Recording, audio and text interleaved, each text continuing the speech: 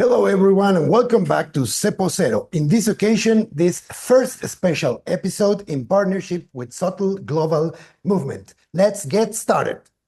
The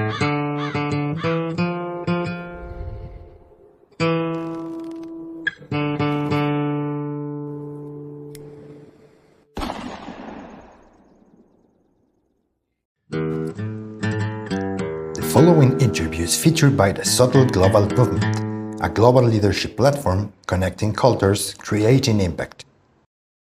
And now we're back here with Carmen Rivera. Carmen, welcome to Cepo Cero. Gracias. Thank you so much for having me here and giving me this opportunity with More Latino. And thank you to Sister SOTL Global Movement. Okay, and first, and as I always made, please, Carmen, introduce yourself in a couple of minutes, and then we will be talking about more of you and your His and Hers Cigar Lounge, of course.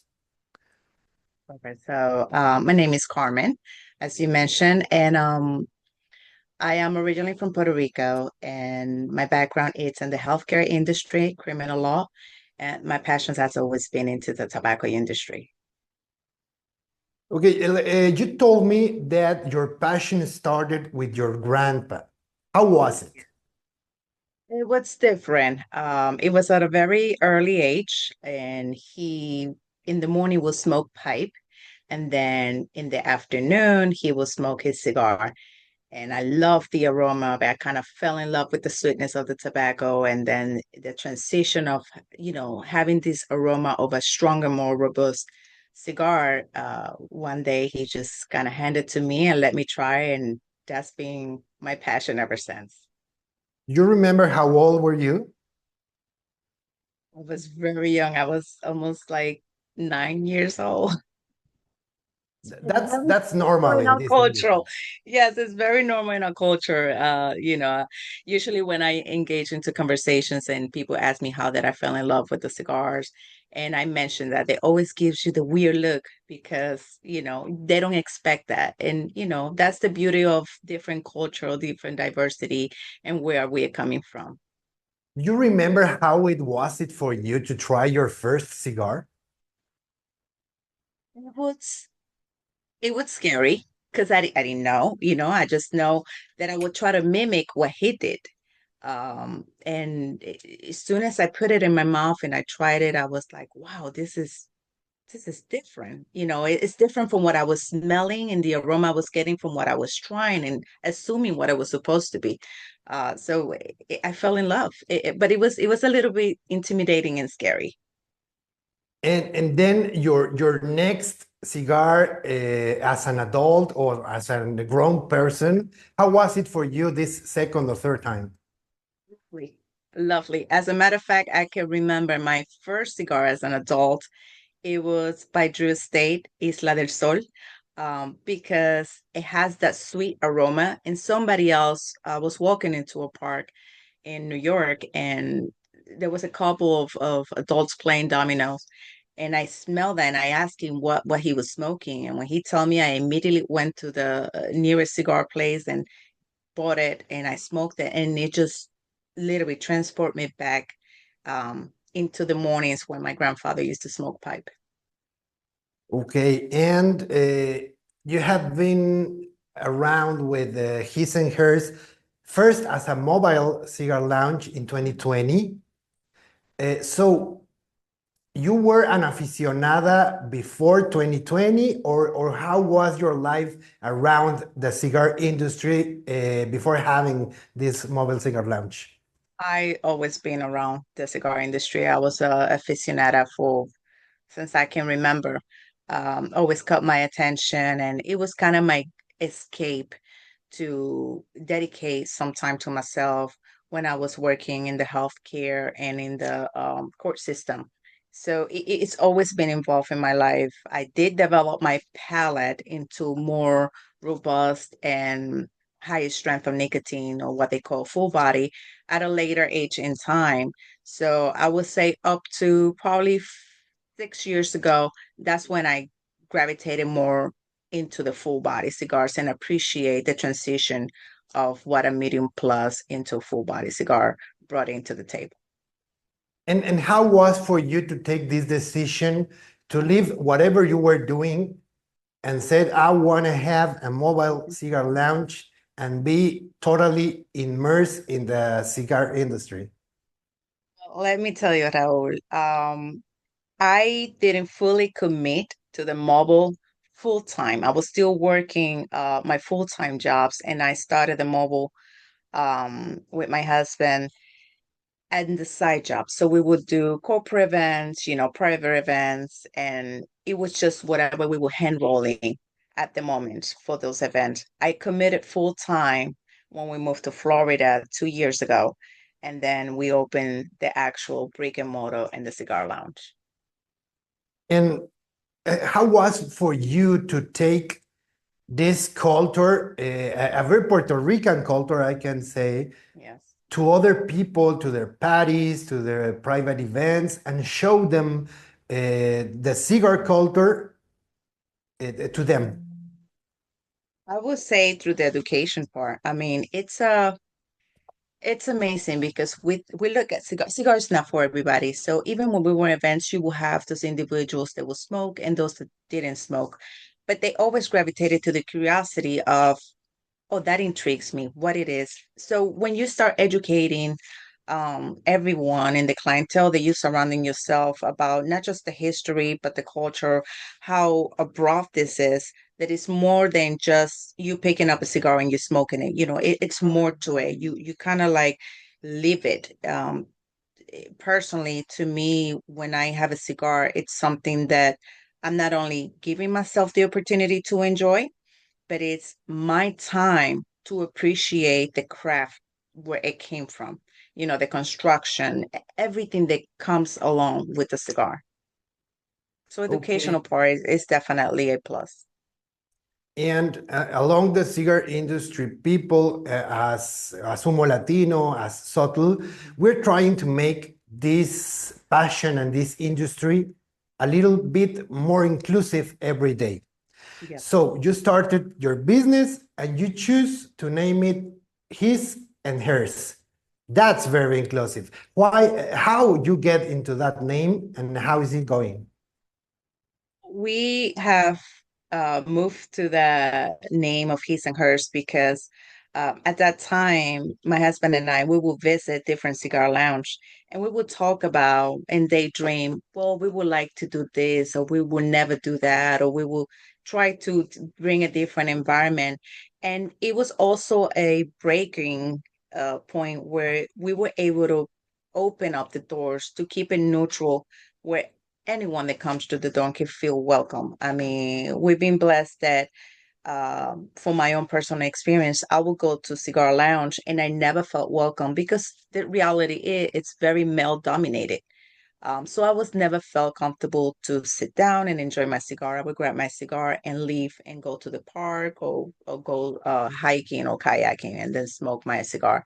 So when we brought in the idea of his and her cigar, we wanted to make sure that everyone is welcome, that you can come to the door by yourself or with your significant other or friends or into a gathering and that you can actually sit down and enjoy. And you didn't stop in only a name. You got the woman's friendly cigar destination certification Yes. from SOTL. How was it? Amazing. Amazing. It was kind of like a proud moment for myself because I was able to project what I did not felt comfortable at that time in other cigar lounges. So it was something where you are more welcome, you are more open arms to be walking into the door and ask any questions and be able to be greeted by also a female if you feel intimidated, so you can actually break the grounds and be able to enjoy your cigar. And you also has the CCST certification and the CRT. So you keep going in education. Yes. It's important. Education it's a projection, not only on the business aspect, but also on the personal aspect to be able to educate anybody that comes to the door. And especially when you're a novice and you don't know too much about the blend, so you want to expand your palate, but you're afraid, you're unsure what you feel comfortable with, be able to have that knowledge to provide is absolutely important because that is the experience that you are getting out of it, not just as a business, but also as a cigar. If I were a novice getting into his and hers, how would be the process to let me in and show me this great world of cigars? Well, the first thing I will ask you is, have you ever smoked before? You know, what if you say yes, what have you smoked? If you give me either blends or if you tell me, well, I have smoked something mild, then I'll be able to kind of put in my head, okay, this is the blend that closer to if I don't have that cigar. But also mainly if we're pairing it to with either coffee or a glass of wine.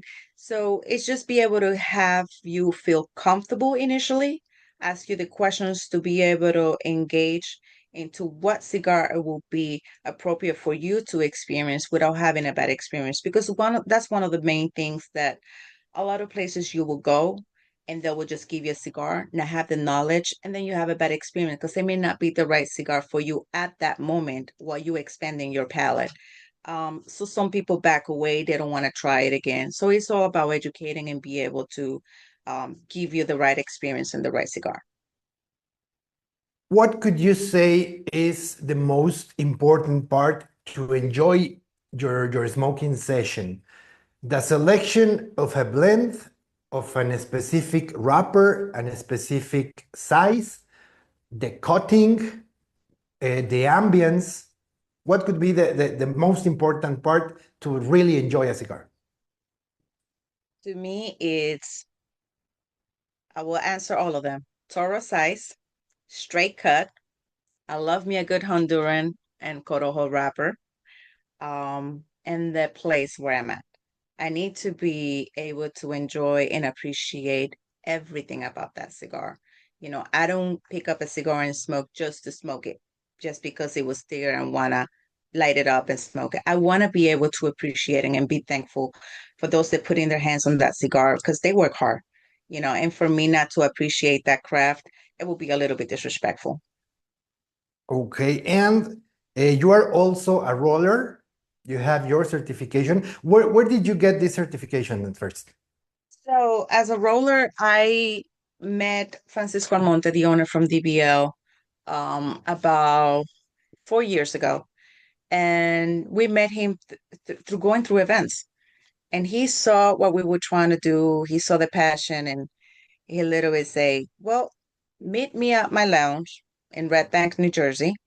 We went there. He took her to his basement where he had all his supplies, the tables, and he was there for hours and days just making sure that we were doing it the right way. So we are very appreciative that he's able to take it under his wing and teach us how to hand roll cigars. I'm not a roller, but I have seen a lot of rollers inside factories, in Mhm, shows, so I can appreciate the work that it's needed for this. mhm. But you as a roller, did this certification and this experience change your vision in some way? Yes, it's harder than what you think it looks. It makes it look easier. It's really not. It takes more than that. It has to make sure that everything is appropriate, that, the size is correct, the colors. When we do an event, you know, you're trying to roll and educate the person that's looking at you at the same time. And, we have the chaveta, one mistake, it could be a disaster. So we have to make sure that we paying attention to all the details to be able to project a good experience with rolling. Okay, and how's people, public reacting when they see a roller for the first time? Because there are a lot of aficionados that know how to smoke, know about wrappers, know about blends, but they don't know how a cigar is made. Yes. The first thing they want to do is can I try, can I sit down and I'm gonna be honest with you, if they have not been drinking enough, I would definitely say yes. I would sit them down and guide them with the chaveta because that is important. That's a big liability too. You want to make sure no one gets hurt with whirling the cigar, and I let them also be able to have the experience with the hand, feel it, feel the leaf, the binder, the everything, just so they can see how the construction of a cigar comes into place and how the finished products will look like. And the first thing they want to do is, can I smoke it? They just want to ask me, can I smoke it? And I'm like, sure, absolutely. Be a little bit wet. You may struggle keeping it light up, but you can smoke the cigar. And it's a big experience for them. It's something that they never forget. They take pictures, and that also opens the door for the educational part again, be able for them to understand a little bit of it.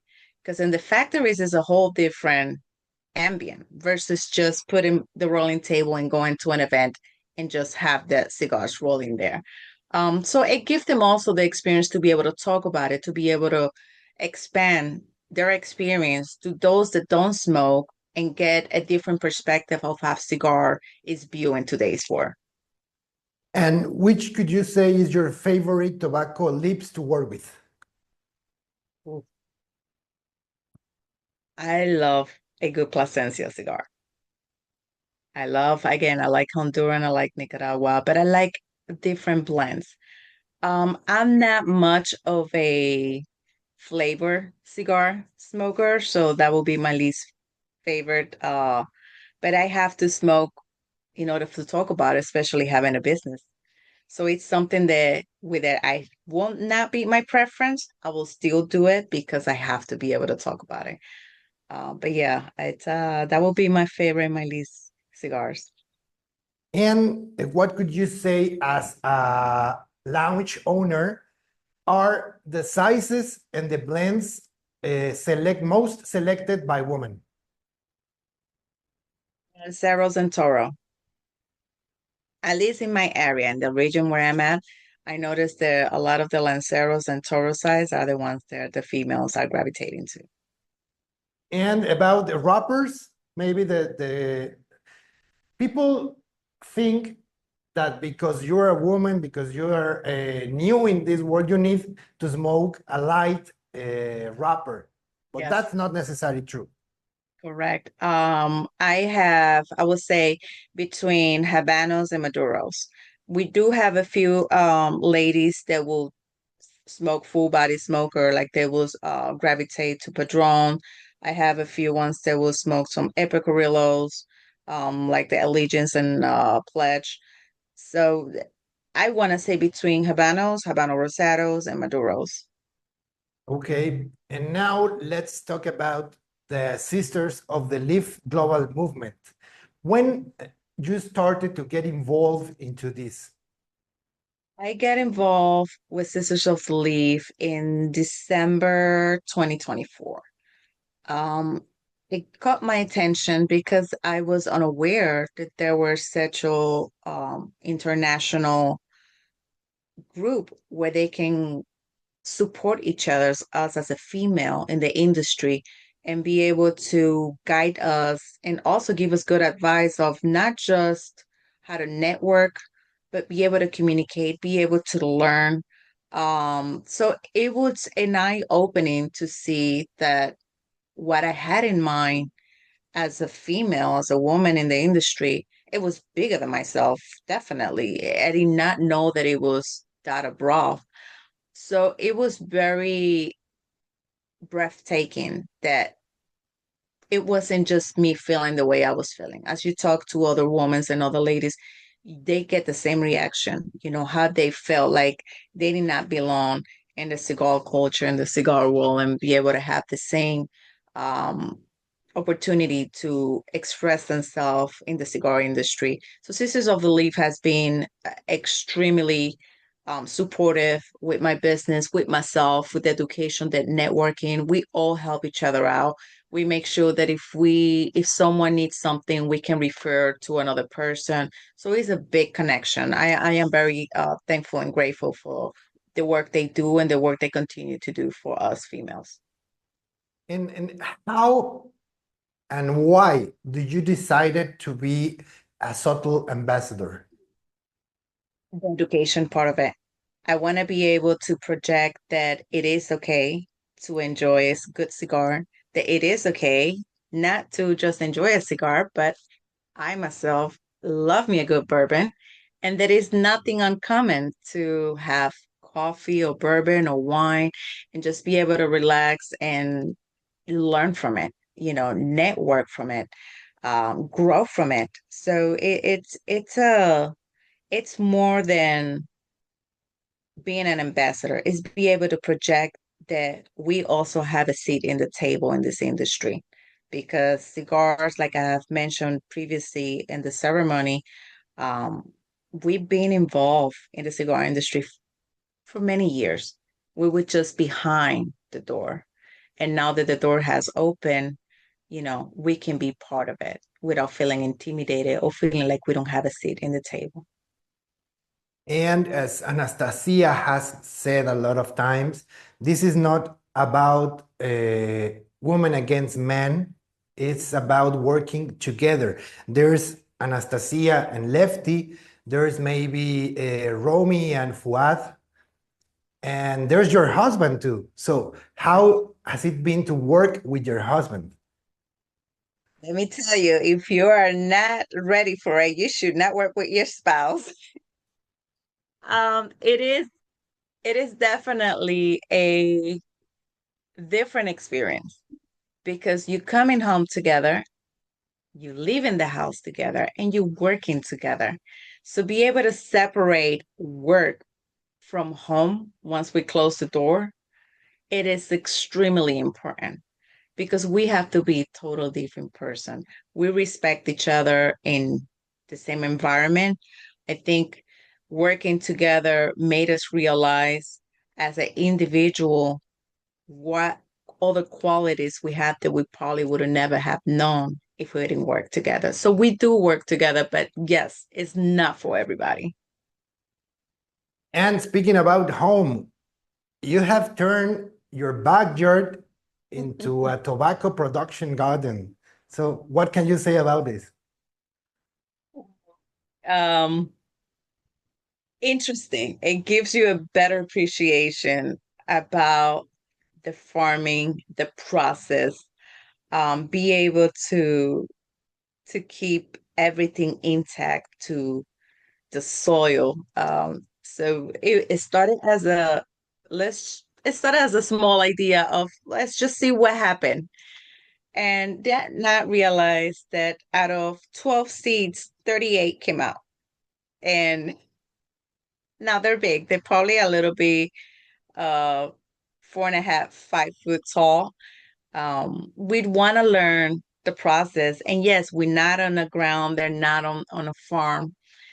We have them in 5 gallons bucket. And we still want to go through the whole process of be able to pick the leaf, ferment the leaf, just let them age and see what we can come up with that, see what kind of blends we can do. But I'll tell you something, Raul, this is going to be a long time before we do it again because it is a lot of work. So it does give you a better appreciation for it.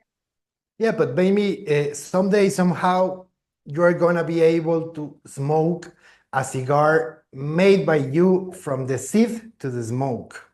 Exactly. And that's what I'm looking forward. That's what we keep pushing to make sure that we won't give up. We try to protect the plants as much as, I mean, there was a storm the other day and here we are making sure that, we have the sticks, making sure that the plant with the wind doesn't bend, doesn't break. So it's a lot of work, but we wouldn't trade it. We wouldn't trade it for the world. Okay, and going back to his and hers, at 2020 it was a mobile, and then 2024 you decided to make it brick and mortar. Yes. How was for you and your husband to take that decision? Why? Well, wasn't in the plan, but that old phrase, when you're not looking, it just happens.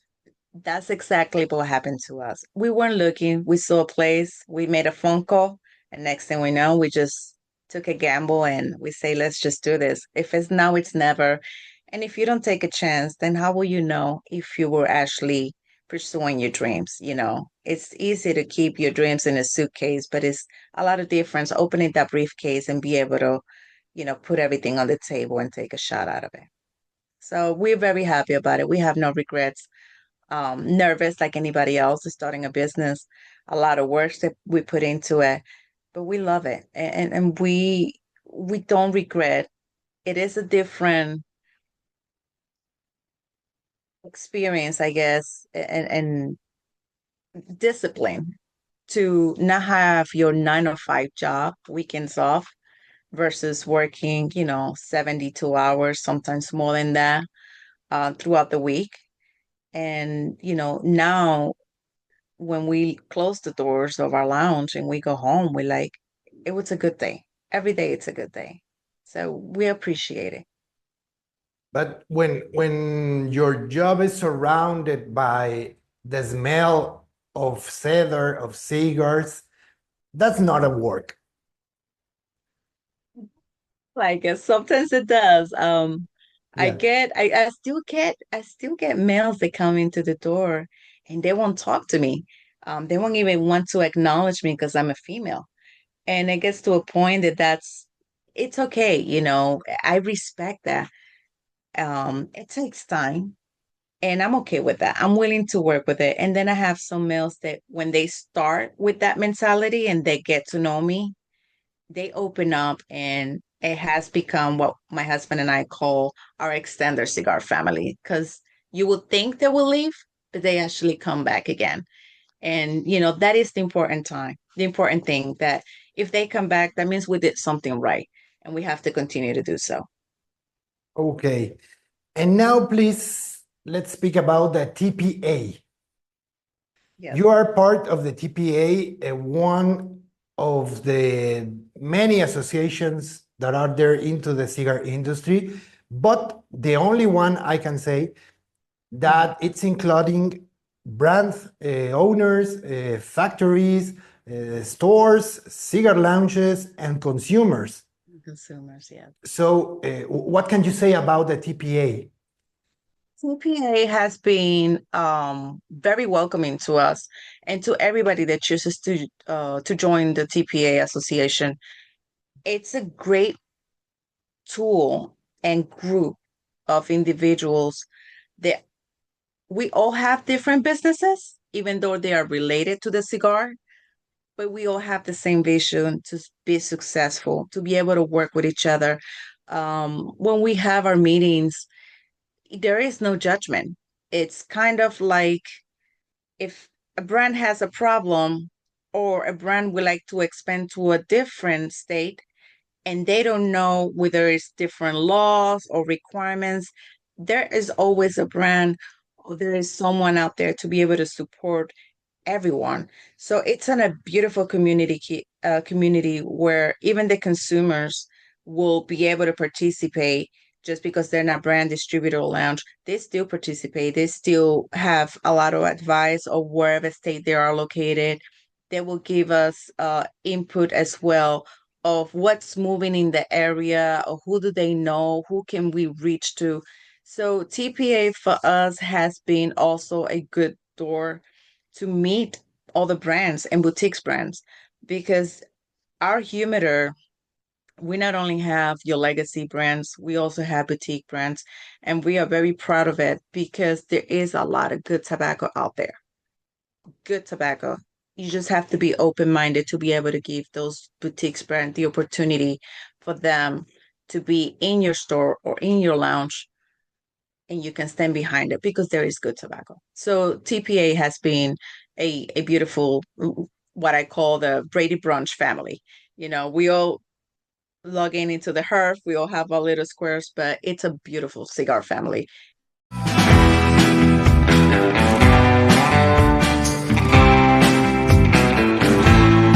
You need to choose. There are two categories, truth or bold.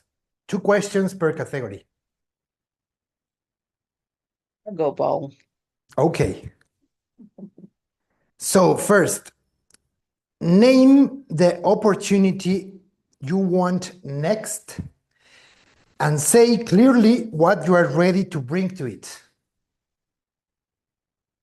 The next opportunity will be to become a certified maestro tobacconist. got to put in the hours, we got to put in the work. And what was the second part of that question? I apologize. Yes, name the opportunity you want next and say clearly what you are ready to bring to it. Definitely the cigar that we roll, be able to expand and put it in other places so people can appreciate the hard work and the tasteful cigars that we make as well to bring it abroad. Okay. And I And think becoming a maestro tobacconist will help with that since we got to be more hands-on. the second one is choose one person to deserves recognition and give them a direct and public message right now. Ooh, there's so many. I will say my rock, my husband. He goes along with all my crazy ideas and he supports. I mean, he gives me the side look like a good man that he is, that he goes. And if it wasn't for his support and his hard work that he's putting in the same hours as I am, we wouldn't be here, be able to provide our services and opening our door and the education part of it to everybody else that comes in here. And of course, you guys, this is Elise and TPA.